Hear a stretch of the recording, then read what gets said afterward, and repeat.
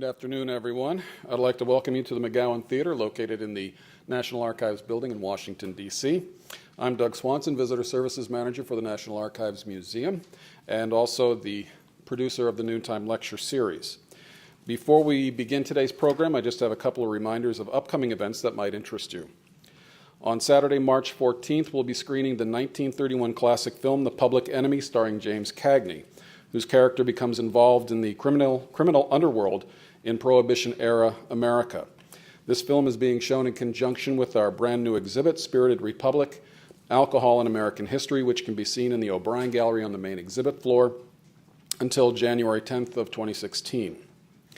On Tuesday, March 24th at noon, Mark A. Klingler will be on hand to discuss his book, A Field Guide to the Natural World of Washington, D.C. And this is part of our partnership with the annual Environmental Film Festival and also the National Cherry Blossom Festival. To find out more about these and our other public programs and events, you can take one of our monthly event calendars, which you'll find in the racks in the theater lobby, or else you can visit our website at www.archives.gov/calendar. Our topic for today is The Great Divide, the conflict between Washington and Jefferson that defined a nation, by Thomas Fleming. Mr. Fleming is an historian and historical novelist with a special interest in the American Revolution. After graduating from St. Peter's Preparatory School in Jersey City, Mr. Fleming spent a year in the United States Navy.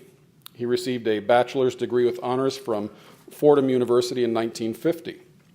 After brief stints as a newspaperman and magazine editor, he became a full-time writer in 1960. His first history book, Now We Are Enemies, an account of the Battle of Bunker Hill, was published that same year. It was an instant success and featured as a main selection of the Literary Guild. Since then, he has published numerous books about events and figures of the Revolutionary era, biographies of Thomas Jefferson, Benjamin Franklin, and other periods of American history. He's also published more than 20 novels, including several bestsellers set against various historical backgrounds. A frequent guest on C-SPAN, PBS, A&E, and the History Channel, Mr. Fleming was a consultant and commentator on the PBS series The Irish in America, Long Journey Home, and wrote the companion volume to another PBS series, Liberty, the American Revolution. He contributes articles to such magazines as American Heritage, Military History, History Today, and the Quarterly Journal of Military History. He has served as president of the Society of American Historians and the PEN American Center.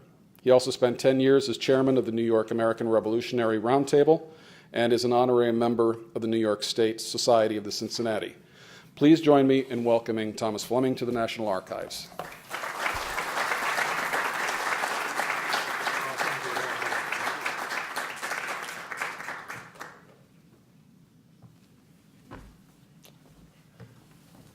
Good afternoon. What a great pleasure to be here. There's something about the subject of this book that makes it very, very suitable for this to be my first chance to talk about it to an audience. And I hope we'll have a good conversation before we part. It opens, my speech does at any rate, not the book, with a question, a conflict between George Washington and Thomas Jefferson? Most Americans are unaware that such a discord ever existed. Numerous historians have explored Jefferson's clashes with Alexander Hamilton, but little has been written about the differences that developed between the two most famous founding fathers. 2 years after her husband's death, Martha Washington told a visiting congressman that the two worst days of her life were, 1, the day that George died, and 2, the day that Thomas Jefferson came to pay his condolences. There is little doubt that Martha was reflecting her husband's opinion of Mr. Jefferson. She may also have known that Jefferson's dislike of Washington had grown so intense he avoided attending his funeral, even though he was vice president at the time. A series of political disagreements had gradually destroyed the friendship and mutual respect the two men had enjoyed at the start of Washington's presidency. Ultimately, they became enemies, political enemies. Small, slight James Madison whose brilliant political theorizing won the admiration of both men, was forced to choose between these two tall antagonists, and that's one of the underlying dramas of the book. 11 years older than Jefferson, Washington had almost no formal education.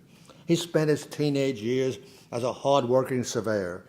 Jefferson devoured books and ideas at the College of William and Mary. At the age of 22, Washington went to war against the French and Indians in the western wilderness and eventually became Virginia's best-known soldier. Jefferson studied law and became a passionate revolutionist when America's grievances against Britain's rule exploded into rebellion. During the 8-year struggle for independence, Washington became a man who lived dangerously. This is a word that came to me while I was working on this book, and it sums up to me so much of Washington's life. Surmounting defeats and attempted betrayals by fellow revolutionists, Washington rose to worldwide fame as the commander of the American Continental Army, as it was called. He crowned his victory by rejecting pleas to banish the bankrupt Continental Congress, bankrupt in more ways than one, intellectually as well as financially, and become the new nation's military dictator. Instead, he quietly resigned his commission and became a private citizen again. Jefferson's chief contribution to the struggle was, I think we all know, drafting the Declaration of Independence. The opening paragraph's soaring insistence that every human being was entitled to life, liberty, and the pursuit of happiness would ultimately give the document world-transforming power. Recently, I did some research that gave me the background for those two words, world-transforming. After the Declaration of Independence, over the next 100 or 150 years, over 200 similar declarations were issued by countries around the world. It really does testify to Jefferson's power to encapsulate the struggle for freedom. But few people emphasized this aspect of the Declaration or thought of Jefferson as its author during the War for Independence. For one thing, it was kept a deep secret because it was a hanging offense if the British captured him. During the war, Jefferson was known for his 2 years as governor of Virginia, 1779 to 81, during which he revealed a dismaying inability to deal with the crises that confronted him and an almost morbid sensitivity to criticism. Let's say in defense of him that Virginia and the rest of the country was bankrupt by that time, and there was no easy answer to the crises that confronted him. Nevertheless, Jefferson just didn't react well to them. And when a spokesman for Patrick Henry suggested Governor Jefferson's performance deserved a reprimand from the Virginia legislature, Washington told his friend James Madison that he would never again hold public office. The difference between this and Washington and what he put up with in the 8 years of the struggle for independence is kind of almost stunning. By 1783, when independence was confirmed by a peace treaty with Great Britain, it had become apparent to many thoughtful men that the Continental Congress and the primitive constitution it had created, the Articles of Confederation, were totally inadequate to the challenge of governing 13 contentious states. And boy, were they contentious.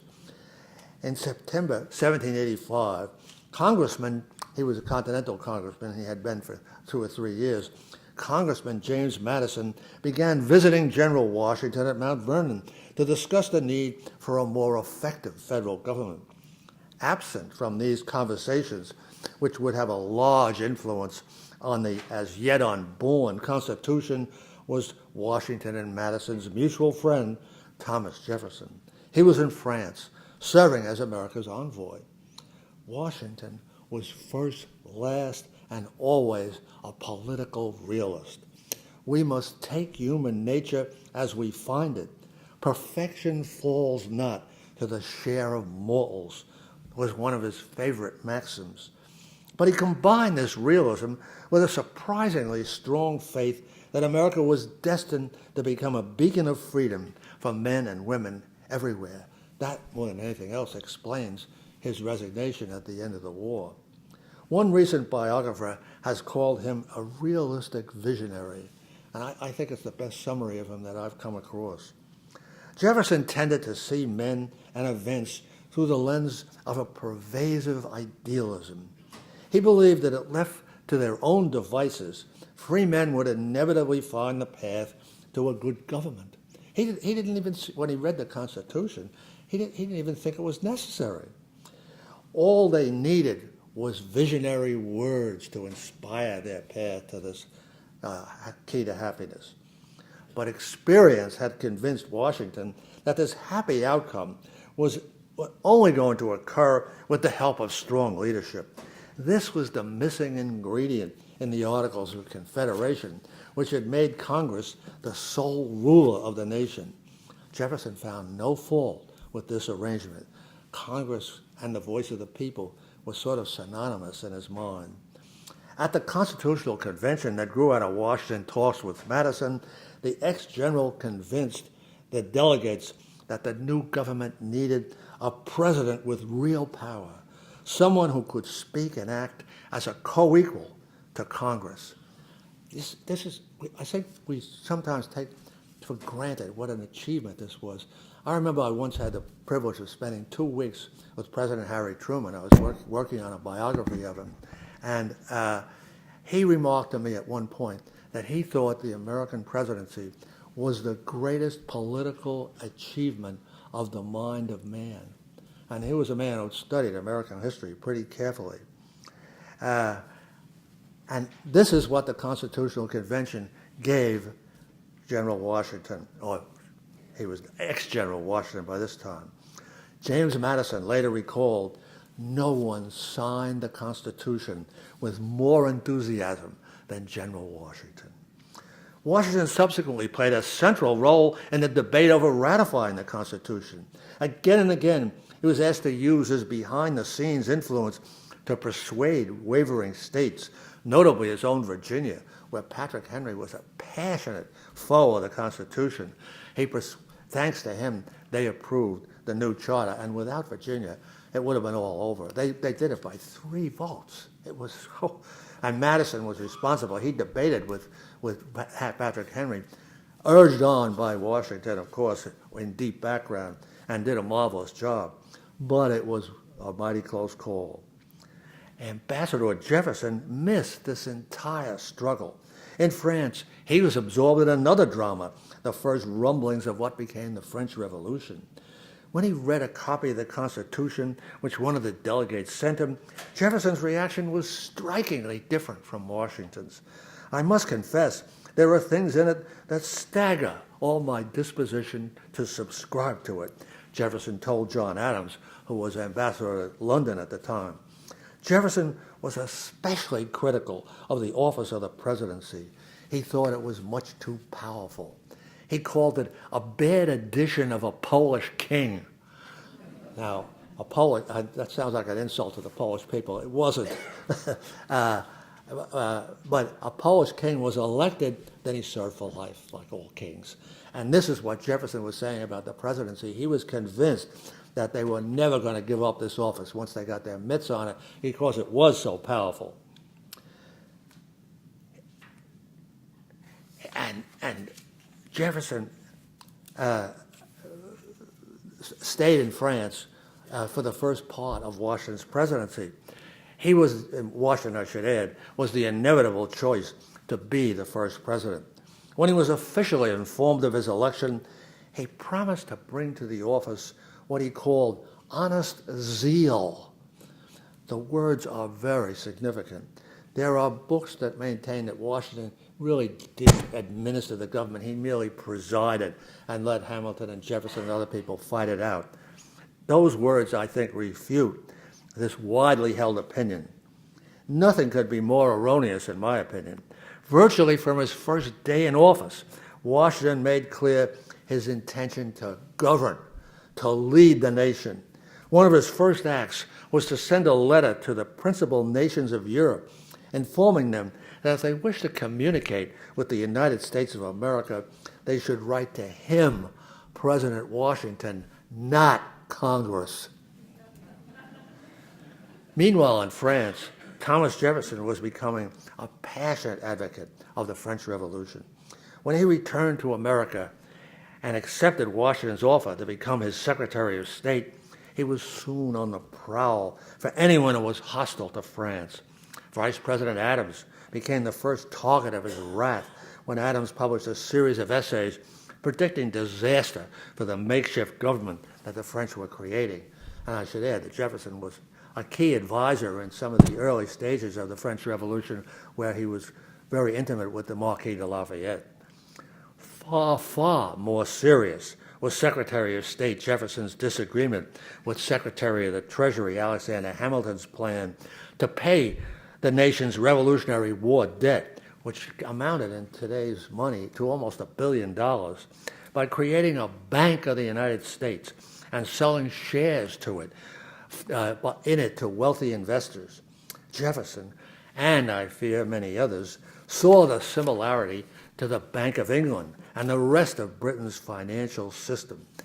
Jefferson's hatred of Britain was so intense, and again, I'm not just blaming Jefferson for this, it was a widespread feeling throughout the country. Jefferson and his, I guess you'd say, followers by now, saw the plan as a virtual betrayal of the ideals of our revolution.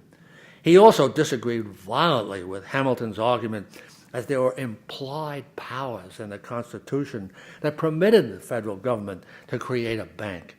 Jefferson saw this as a first and ultimately fatal step to tyranny. He would have loved Justice Scalia. Jefferson was a strict constructionist, as strict as you could get. President Washington had no such antagonism to Britain. There's a wonderful story that I found when I did a book on the Battle of Yorktown. After the battle was over, Washington gave a dinner for the captured British officers. And one of them, who had quite a lot of nerve, they all started offering toast, picked up his glass and said, "To the king."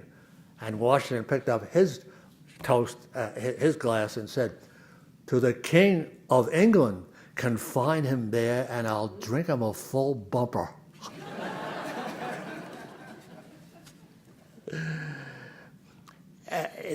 Britain, as far as Hamilton was, as far as Washington was concerned, Hamilton's system, that it was similar to Britain's, was irrelevant. Now, it started to restore America's ruined credit abroad and created prosperity at home. Here might be a little chance to jump ahead. In Washington's 2 terms, salaries in the capital city of Philadelphia for workers on the docks and places like that doubled. How do you like that? If that wasn't a system that worked, I don't know what was. But Jefferson argued that this success was too high. It was breeding corruption and the creation of a wealthy upper class. America should remain a nation of farmers. This was the only way they could hope to preserve the purity of the country's morals. The Secretary of State had an almost pathological hostility to life in large cities, which he saw as virtual incubators of immorality and corruption. And that's why when his presidency began, he loved Washington, D.C., because it was a village in those days, and the population was about 4,000 people. But he just adored it. It realized one of his dreams. Washington's backing soon persuaded Congress to vote their approval of Hamilton's financial system. Jefferson did not react well to this defeat. He talked of Virginia merchants rushing to Philadelphia to participate in the booming stock market, eager to acquire their share of what Jefferson called federal filth. When the Bank of the United States announced plans to establish a branch in Virginia, Jefferson's reaction was incredibly extreme. In a raging letter to James Madison, he told him that any Virginian who did business with this bank, which had been established by, quote unquote, a foreign power, he meant the U.S. federal government, would be committing treason against their native state and deserved to be tried and executed for the crime. He got carried away, Jefferson did. There's no doubt about it. By this time, both Jefferson and Madison had convinced themselves that President Washington had become totally subservient to Secretary of the Treasury Hamilton. In fact, as I demonstrate in the book, in their various disputes, Washington sided with Hamilton about 50% of the time and supported Jefferson's views on numerous other issues. Jefferson and Madison decided it was time to find a spokesman who would tell the truth about the dangerous direction in which they saw the nation heading. They found him in the person of Philip Freneau, a classmate of Madison's at Princeton, which was then called the College of New Jersey. Jefferson hired Freneau as a translator for the State Department, and the two men helped him launch an aggressive newspaper, the National Gazette. Issue after issue attacked Hamilton and his program. It was a unique situation in which Jefferson seemed to be able to adjust his conscience. He was secretly financing and encouraging savage criticism of President George Washington's administration, in which he was supposedly a loyal member. It did not take long for Freneau to begin including Washington as one of his targets. In Washington's papers, I found 3 anonymous letters which described the entire Jefferson-Madison-Freneau operation. The writer warned Washington that Jefferson's goal was to succeed him as president. It's more than a little significant that President Washington saved these letters. They suggest, among other things, that he knew exactly what was happening inside his cabinet. Meanwhile, events in France added new tensions to Jefferson's relationship with the president. Radicals known as Jacobins seized control of the revolution, guillotined King Louis XVI, and declared war on England. Washington swiftly decided that America must and would remain neutral and prepared a proclamation urging all Americans to refrain from acts of violence favoring either side. Here again, you see Washington announcing very quietly and subtly that the president was in control of foreign policy. He saw this as the only way to do it. You could not let Congress get mixed up in it. Alas, we've forgotten that lesson. Jefferson objected vehemently to this neutrality proclamation. He wanted President Washington to call Congress into session and ask them to vote on whether to issue it. He connected it to whether the Congress's right to declare war. The Secretary of State was hoping that they'd repudiate the president, but Washington told him he had ample power, he was citing the implied power, to issue the proclamation independently. In Paris, meanwhile, the drift toward blood-soaked tragedy gathered momentum. Soon the Jacobins had total control of the government. They formed the Committee of Public Safety under the leadership of fanatic Maximilien Robespierre. He proclaimed a new motto: the Republic consists in the extermination of everything that opposes it. In Paris, as well as Lyon and other cities, massacre became the order of the day. Secretary of State Jefferson remained incredibly oblivious to the moral collapse of France's government. He repeatedly dismissed stories about it in American newspapers as British propaganda. He found it more difficult, however, to ignore letters from his former secretary, William Short, who had remained in Europe when Jefferson returned to America. Jefferson's irritation with Short's letters soon exploded into a rebuke. "The tone of your letters," he said, "has for some time given me pain on account of the extreme warmth with which you censor the proceedings of the Jacobins of France. Why didn't Short understand that Jefferson considered them the same as with the Republican patriots of America?" Republican was the name that Jefferson gave his new party, which was definitely an opposition party. Today we call them Democratic Republicans because they're the ancestors of the Democrats. Even more amazing was what followed, this sanctification of men who were ready and willing to commit mass murder. In the struggle to expunge King Louis XVI, Jefferson noted that innocent as well as guilty people had died. He mourned the innocent, he said, as if they had died in battle. What enabled him to tolerate their loss was the goal of the struggle, the liberty of the whole earth, was depending on the issue of this contest. Rather than it should have failed, I would have seen half the earth desolated. Were there but an Adam and Eve left in every country and left free, it would be better than it now is. How's that for extremism? The only man I ever met who went as far as that was a Serbian psychiatrist. I once did a tour of Yugoslavia before it collapsed into separate countries. And he told me that it was absolutely essential for the Serbs to get an atomic bomb. And he said, if there are only 2 Serbs left after a nuclear war, that would be a victory. It shows how these diseases in the public mind can communicate across the century. This was the ultimate example, in Jefferson's case, of his readiness to go to extremes in the grip of strong political emotions. Meanwhile, in America, the Secretary of State found himself face to face with the revolution in person in the name of red-haired Charles Edmond Genet, the new ambassador from the French Republic. In private conversations with Genet, Jefferson abandoned all pretensions to neutrality. Jefferson gave me useful notions on men in office, Genet told his superiors in Paris. He did not at all conceal from me that Secretary of the Treasury Hamilton had the greatest influence over the president's mind. Imagine a Secretary of State telling this and accusing the Secretary of the Treasury. It just shows the distance that Jefferson could travel once he got in the grip of strong emotions. And unfortunately, he was dealing with a guy whose strong emotions equaled his. The headstrong Genet was soon referring to the president as Old Man Washington. He began commissioning privateers sailing from American ports to seize British ships at sea as if the proclamation of neutrality did not exist. Genet also boldly conferred with Secretary of State Jefferson about plans to persuade Kentucky to seize Spanish-held Florida and New Orleans and create a new independent nation in the West. The Secretary of State saw nothing wrong with fracturing the American Union this way. President Washington was appalled.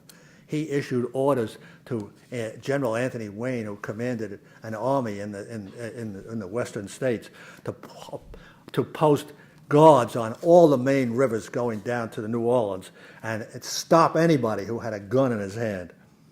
The president was even less enthused by Jefferson's support of Philip Freneau. He worshipped Genet too. In one issue, his paper featured a cartoon of President Washington strapped to a board being carried toward the waiting blades of a guillotine. Washington soon revealed his ability to play an equally rough political game. In a New York newspaper, Chief Justice John Jay leaked, that's that Supreme Court justice, he leaked, no doubt, with the president's approval, I think, a statement by Genet that he was going to appeal over the heads of Old Man Washington to the American people. A huge explosion of anger swept all the states of the Union. Pledges of devotion to the president poured into Philadelphia, which was the capital then, from mass meetings in cities and towns and villages everywhere. Soon, the president was able to ask his Secretary of State to request envoy Genet's recall. And there's a nice little footnote or endnote to that one. Genet realized that if he went back to France, the first thing he'd do was lose his head, because the total extremists were now in charge over there. And guess what? Washington gave him asylum and allowed him to live for the rest of his life in the United States. This defeat of Genet was a significant turning point in Jefferson's relationship with Washington. He was forced to admit to himself and his followers that any attempt to challenge the president's leadership was very likely to be ruinous. That left Jefferson with only one alternative.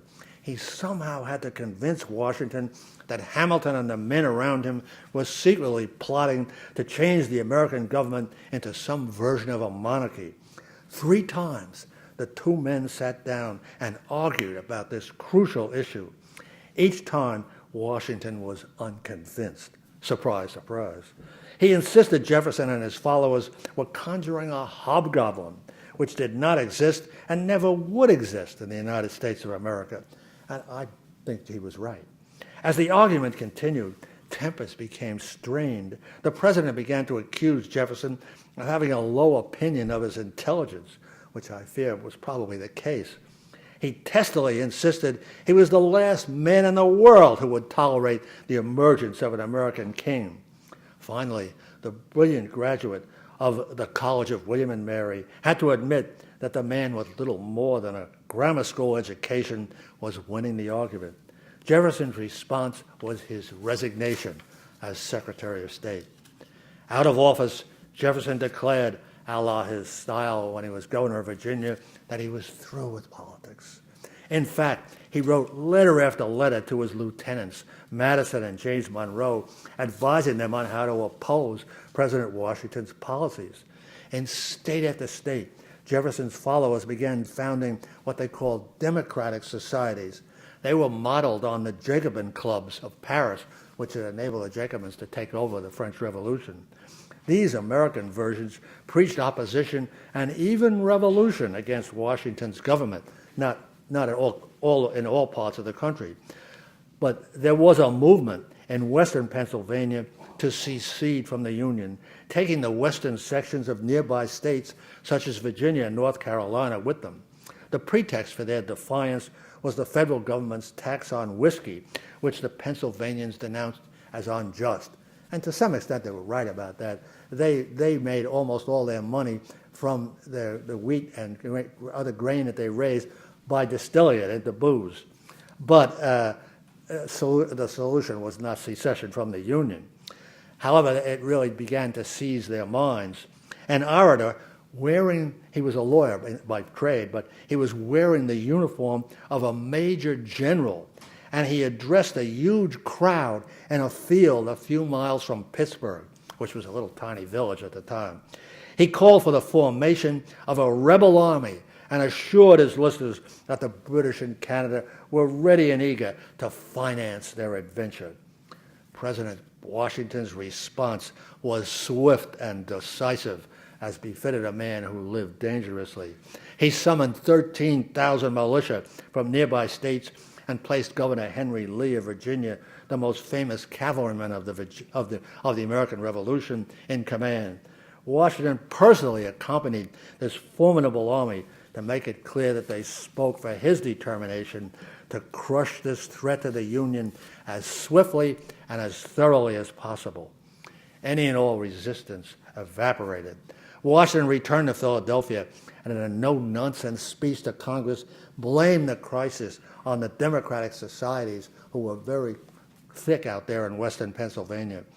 Jefferson and his followers were outraged. Oh, they beat their breast.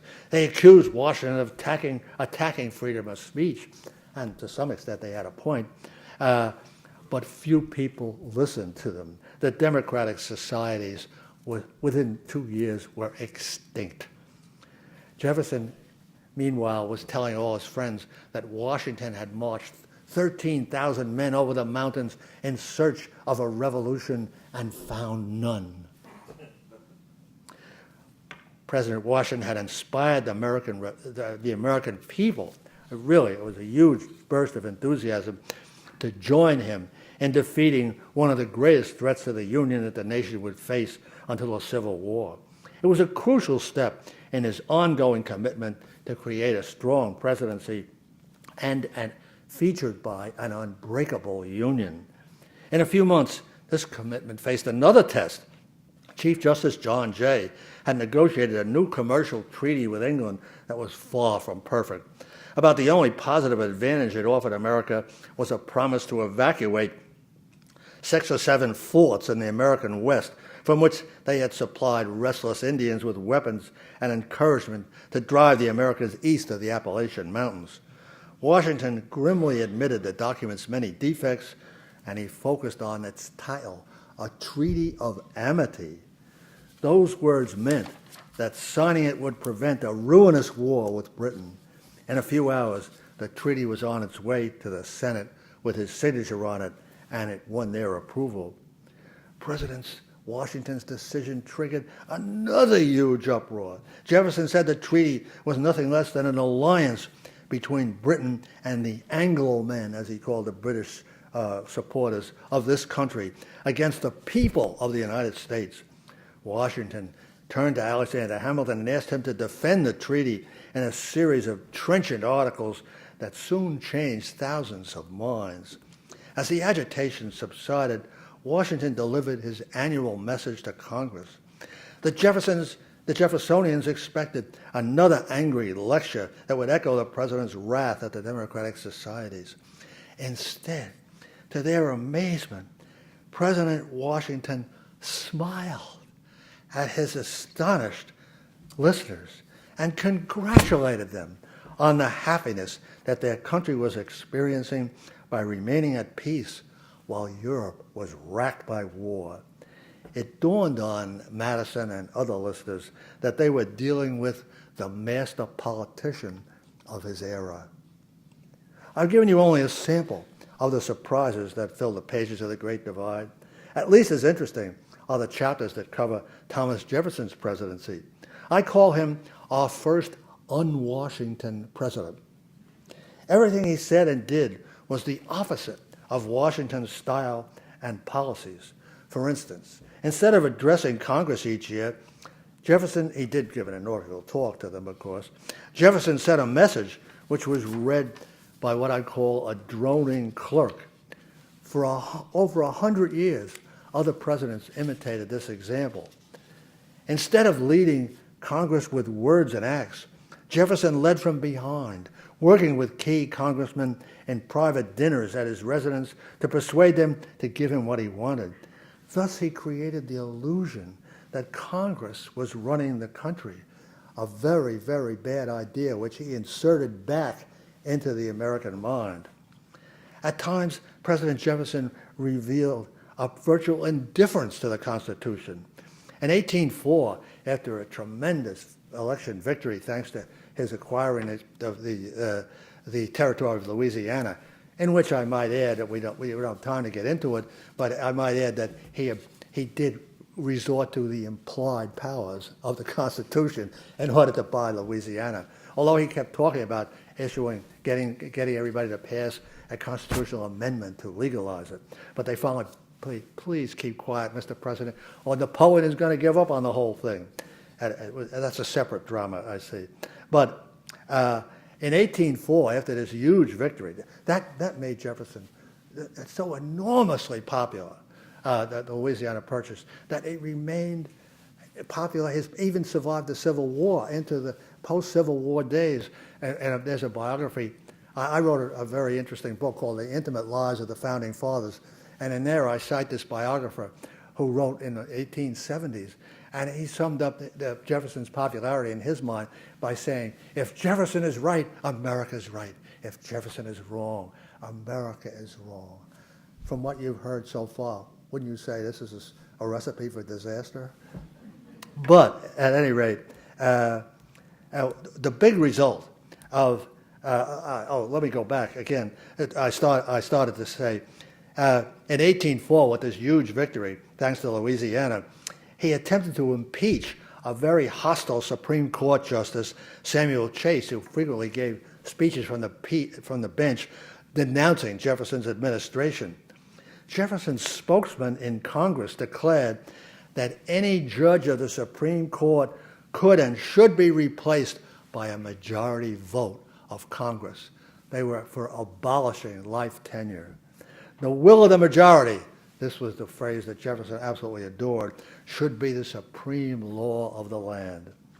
One result of Jefferson's presidential policies was the virtual disappearance of the memory of George Washington's presidency. Jefferson praised Washington in his first inaugural address as our first and greatest revolutionary character, but he carefully omitted any and all recognition of any details of Washington as a political leader. Jefferson had already dismissed Washington's farewell address with its insistence on the importance of the Union in the nation's future.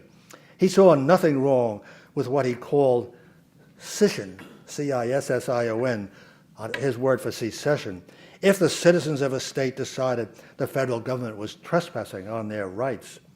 He saw Washington's warning against excessive favoritism to a foreign country, one of the key ideas of the farewell address, as a personal attack on his, Jefferson's, support of revolutionary France. And on that, he was 100% right.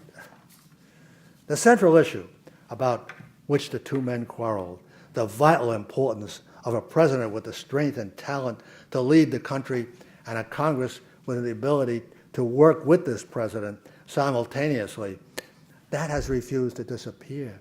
It's raging right now in Washington, D.C. It's still with us, as I said, in Washington, D.C.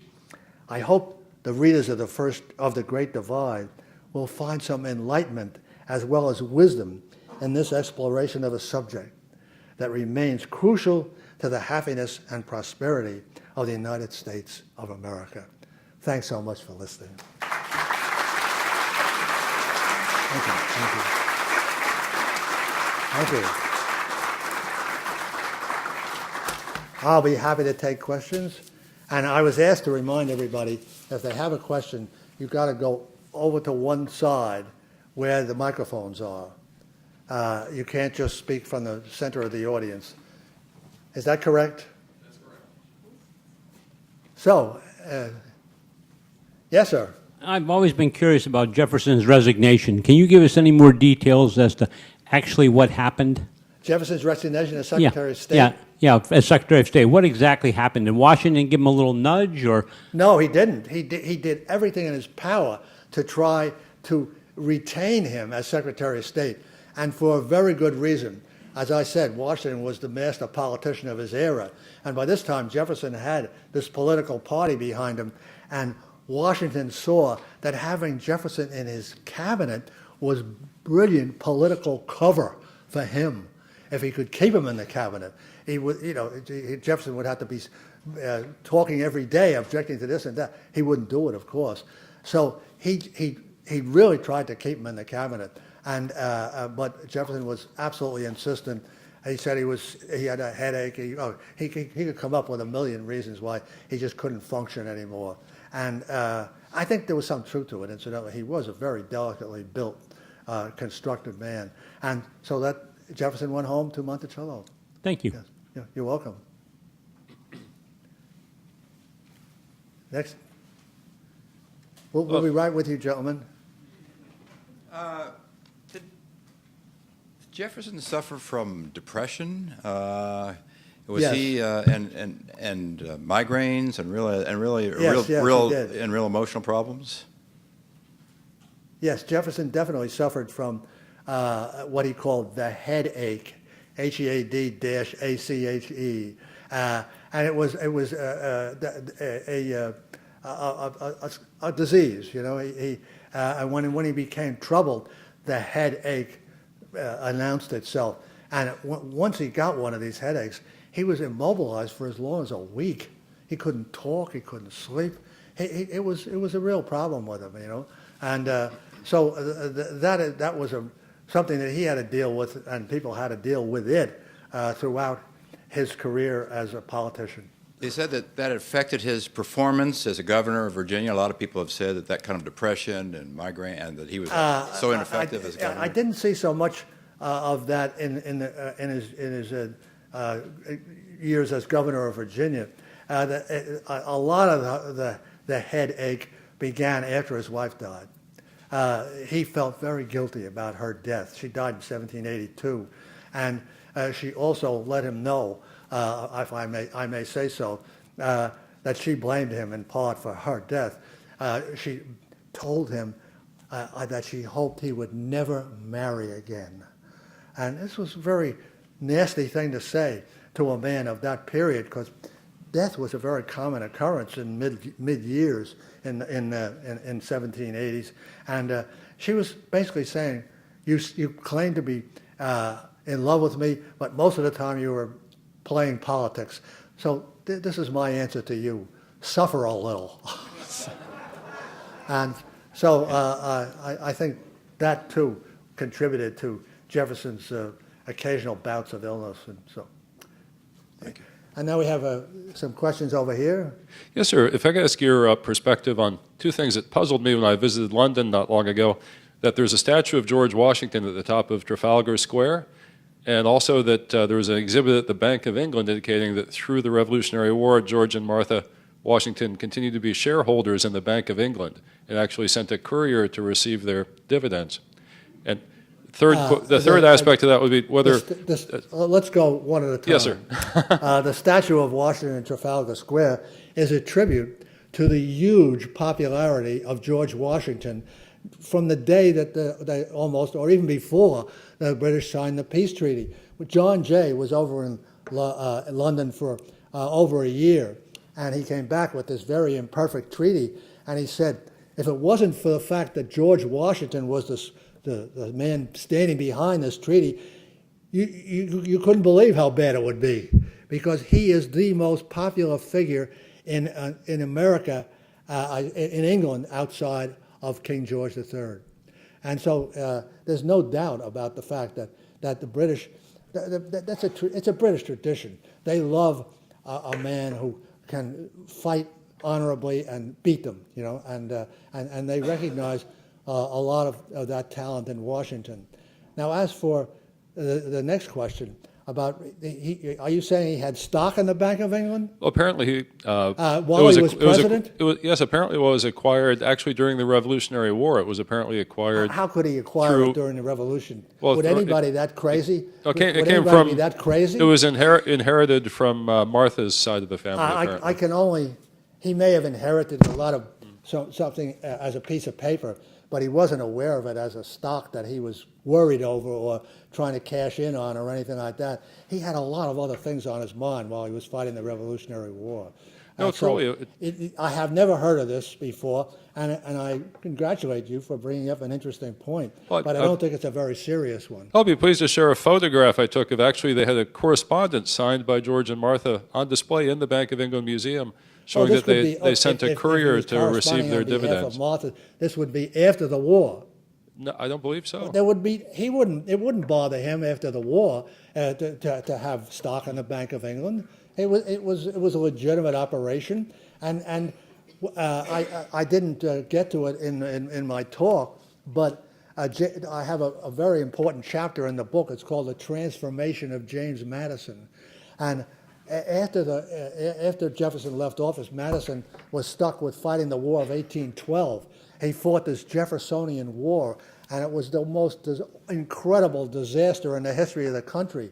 And after that, Madison started rethinking things, and he started telling people that we have to have a trained regular army, which of course Jefferson claimed we didn't need, and things like that. And then he said, oh, by this time Madison allowed the Bank of the United States to expire in 1810 or 11, and so they didn't have it. And the country, during the war, the country became so bankrupt that they didn't have the money to pay the clerks to the government. And so when Madison became president, he was still president, rather, for a year after the war, and he announced that the one thing they had to do in order to restore financial stability to the country was start another Bank of the United States. And he said, and it should be modeled on the Bank of England. So now, can we be shocked that Washington was doing business with the Bank of England? Yes, I won't persist. I think we've done enough on this. Yes, sir. There's two gentlemen behind Understood. you with questions. Just it points towards a recurring theme in our history that maybe our central banks are foreign Listen control. to the question behind you? Of course. I think it's a very interesting point, and I'm glad you brought it up. Yes, sir. Hi. I think there's kind of a mistaken opinion on a lot of parts of Americans that the founding fathers were all of one voice and one goal, and I think your book and your talk today shows that that's not true. I'm sorry, I'm not quite hearing. Okay, let me do it again. I think excuse me, there's a feeling, a mistaken feeling on the part of Americans today that the founding fathers were all of one goal and one voice. Oh, absolutely. Yes, yes. Right. And your book and your talk today, of course, accurately dispels that. Yes. So I kind of have two related questions to that. One is, as a historian, do you think the period of the Revolution was more contentious, or what we see today as we look up and down Pennsylvania Avenue? One point. And the second would be, if in some strange way Washington and Jefferson could come back and witness what's going on, what would please them and displease them both as individuals and political figures? Yeah. Well, the first question, there are episodes in the course of the revolution that were definitely as contentious as we've had in our politics today. I don't think we really want to get into too many of them, but there was they tried to impeach some of the ambassadors we sent to England, to France. Benjamin Franklin was unbelievably abused by John Adams and other people in the government, because they said he was too pro-French, and you can find the Americans didn't change their nature or their readiness to attack each other. There's no question about it in the Revolution, and it's still going on today. There's no doubt about it. Now, the question of what Washington and Jefferson would think if they came back, it staggers the mind what they would think. I think the first thing, Washington would be immensely pleased by the fact that we've survived and become this continental nation with the Union intact. He thought that was the key to the future happiness of America at any point in time. And I think he would be delighted to see that. And I don't think there's anybody these days, as far as I know, except a few friends. But there was a guy named Fleming who lives in the Midwest, and he thinks that the greatest Constitution ever written is the Constitution of the Confederacy. But he's a wild card, to put it mildly. And he's not related to me, incidentally. But at any rate, so he would be delighted, I think, by the state of the country, and he wouldn't be bothered by the quarrels that we're having and so forth. He had some violent quarrels too. Jefferson, I think, would be really, truly pleased by the spread of liberty, our readiness to extend it to women, to gays, and finally, above all, and this would be a big lesson for Jefferson, because Jefferson did not think that black Americans were capable of having or enjoying liberty. I didn't get into it today because I wrote another book and I published in 2013 called The Disease in the Public Mind. And there I explore Washington's attitude towards the blacks and Jefferson's. And it's very, very strongly different. Washington was convinced almost from the start that blacks were capable of self-government. He enlisted them in the army. Here's a little statistic I bet nobody knows. By 1780, 1 out of every 7 men in the Continental Army, a regular trained soldier, was a black soldier. And this was George Washington's decision to allow them to join the army. Various people in the South had strokes when they heard about it, but he just kept right on saying, no, they're good soldiers, and that's all there is to it. And he in this book, in 2013, The Disease in the Public Mind, I call Washington the forgotten emancipator. And he made repeated statements that we had to do something to get rid of slavery, and he freed all his slaves at Mount Vernon in his will. And he would have freed them before he died, I think, but he couldn't persuade even his own wife to agree with him. This was a really difficult thing to convince people that they should accept. And he did his best, but he didn't get anywhere. But he is a forgotten emancipator. And Jefferson, on the other hand, was convinced by he called it scientific evidence and blah, blah, blah, blah, that blacks simply could not deal with freedom. And that's why he persuaded Madison to join him in creating a company that would send all the freed slaves back to Africa. And that's where we got the country of Liberia. And, it was a disaster from the word go. The blacks, first of all, black Americans wouldn't go. The freed people, when people came to them and said, oh, come on, we got a boat waiting for you to go to Africa, they said, hey, I'm a free man. I fought here. Some of them could say I fought here for freedom and so forth, and I'm not interested. I want to be free in this country. And so there's a huge difference there. But I think even Jefferson now would be awed to see the huge progress of the blacks. And may I interject that, may I drop in a little story to tell you why I know how great it is. I was in the first integrated company in the history of the U.S. Navy. In 1945, when I went to Sampson Naval Training Station in upstate New York, I walked into the barracks and threw my stuff on my bunk, and there was a black man sleeping on my right, there was a black man sleeping on my left, and there was a black man sleeping above me. And what do you know? We got along great. We all realized there was about 40 or 50 black men and about 100 white men in the company.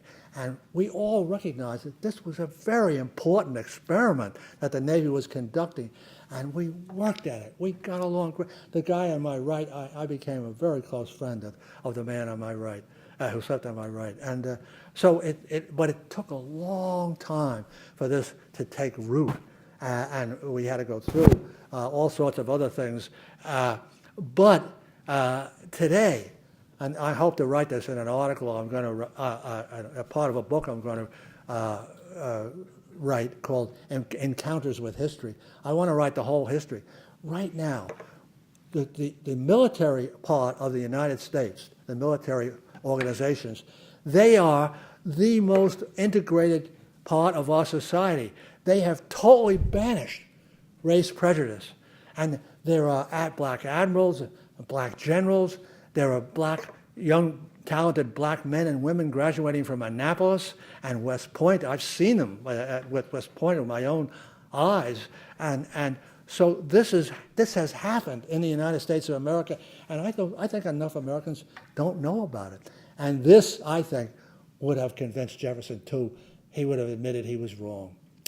Thank you. Okay. As you can see, I get passionate about that stuff. I'll never forget that integrated company. Yes, sir. I think we've all seen Mount Vernon and Monticello, two big houses. Oh, yes, yes. Did that social class of the plantation Virginia society make them have something in common, or were they so politically different that they didn't have?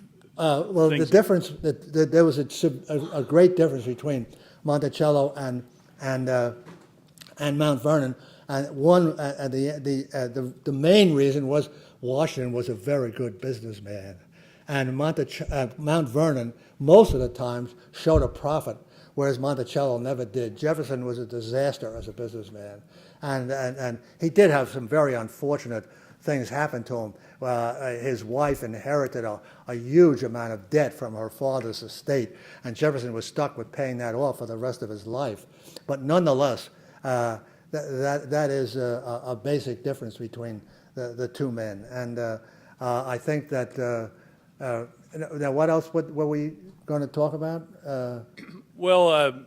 That kind of plantation society and the upper class. Excuse me. Yeah, I got slightly distracted there. There's a wonderful book that I recommend very highly. It's called, I don't remember the name of the author. It's called George Washington's Eye, E-Y-E, and it describes how he built Mount Vernon. He was his own architect, and he built this basically comfortable country mansion. And it started off with just this little squat little house, and he added wings, he added a floor above, and he had the shingles treated so they looked like stone. He did all sorts of very interesting touches.